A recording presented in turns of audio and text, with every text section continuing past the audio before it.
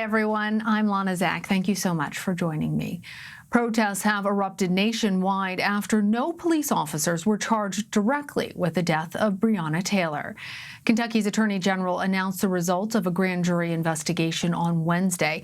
One former officer was indicted on charges of wanton endangerment for shooting into neighboring homes at the time of the incident. You'll recall Taylor was shot and killed by police in her own home. That was more than 6 months ago.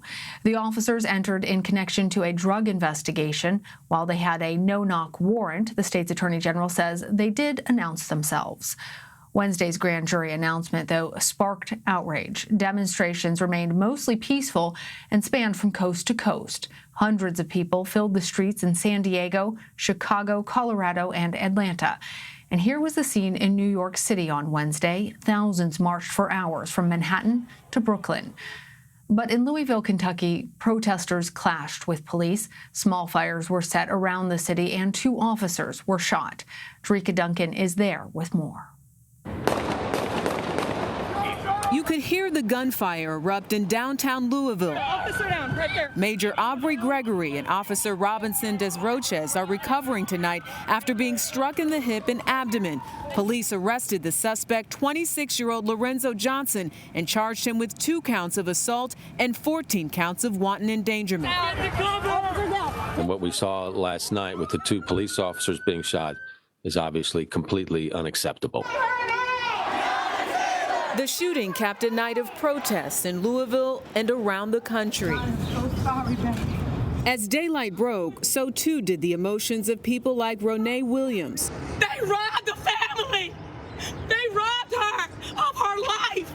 Outside of Taylor's apartment is a small memorial. There was gun shells on my door frame and on the mat and everything. Deja Moore, who says she was questioned by investigators, lives right across from Taylor's now vacant apartment. You were there that night? Yeah.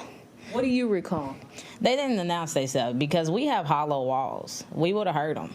Everybody would have heard them. For the first time since yesterday's announcement, we heard from Taylor's mother through an Instagram post. A picture of her daughter with the hashtag, "The system failed Breonna." Breonna Taylor, for me and for many of us, she hit a chord. Trained attorney Sadiqua Reynolds is president of the local chapter of the civil rights group, the Urban League. Because we have the police officers' system of justice, then we have a system of justice for the white and privileged, and then there is that black justice that shows up sometimes, but very irregularly and can't be counted on. And Jericka Duncan joins us now from Louisville, Kentucky. Jericka, what is the atmosphere like now? I see several people behind you. It looks like a lot of bicycles. Tell us more.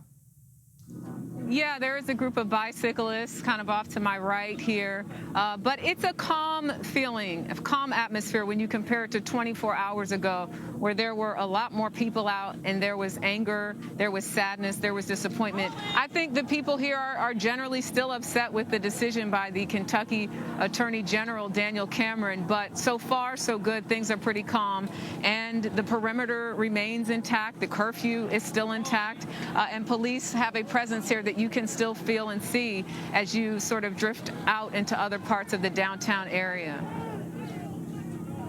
And Jericka, what are the officials there expecting in the coming days? It's a great question. The police chief was asked that today at a news conference, and he said they are preparing for more protests, not just tomorrow or through the weekend, but possibly well into next week. They understand that this community is not happy with the decision. They talked about that, the mayor and the police chief. They were not the ones to make that decision, but their main concern, they say, is the safety of all of the citizens here in Louisville, Kentucky. So they're going to do their best to keep things calm. Obviously, it was a very crazy night yesterday because of the 2 officers who were shot. There were clashes with police. There were over 100 people arrested. Again, when we left this area around 7 o'clock, there was a lot of people. You could tell people were angry, but it wasn't violent. But we did see, again, clashes with police and police reporting that certain buildings and whatnot were damaged. But most of the people that you talk to here and that you see want somewhere to put their anger and their frustration. So they say we want to be out here to peacefully protest. Some of the organizers have even had sort of group meetings about how to do that, how to stay calm. But all it takes is one. And I think even when you think of people feeding off of sort of some of that negative energy. But right now, things are very calm, but we don't know what to expect later tonight.